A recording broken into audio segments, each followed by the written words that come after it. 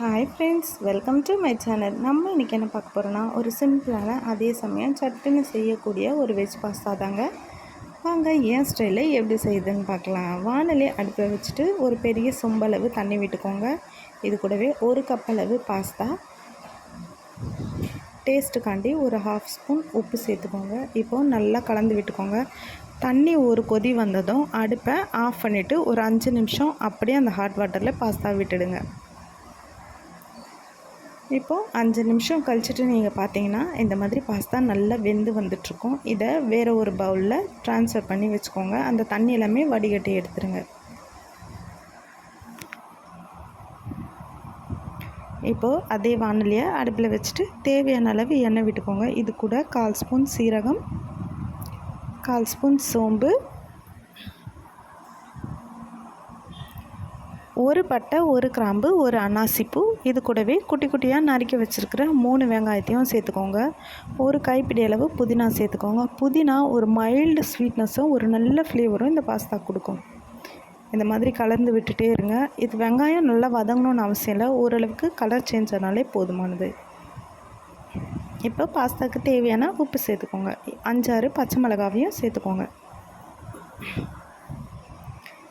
பார்த்திங்கன்னா மிக்ஸி ஜாரில் 2 தக்காளியை நல்லா ஃபைன் பேஸ்ட்டாக அரைச்சி சேர்த்துருக்கேன். தக்காளியை எதுக்கு அரைச்சி சேர்த்துருக்கேன்னா, இது ஒரு நல்ல கெட்டியான தன்மையை கொடுக்கும், அதுக்காண்டி தான். இல்லைனா உங்களுக்கு வேணும்னா நீங்கள் கட் பண்ணி கூட சேர்த்துக்கலாம்.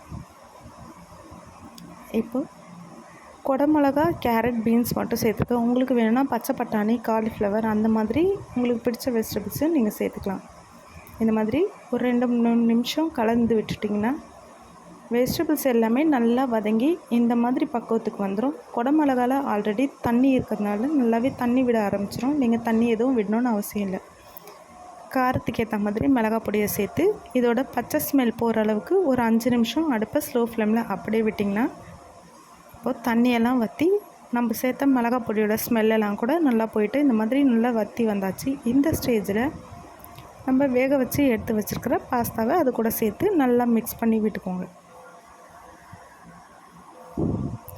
வெஜிடபிள்ஸ் எல்லாம் பாஸ்தாவில் சேர்கிற மாதிரி நல்லா மிக்ஸ் பண்ணி விட்டுக்கோங்க. அடுப்பு ஸ்லோ ஃப்ளேம்லேயே இருக்கட்டும்.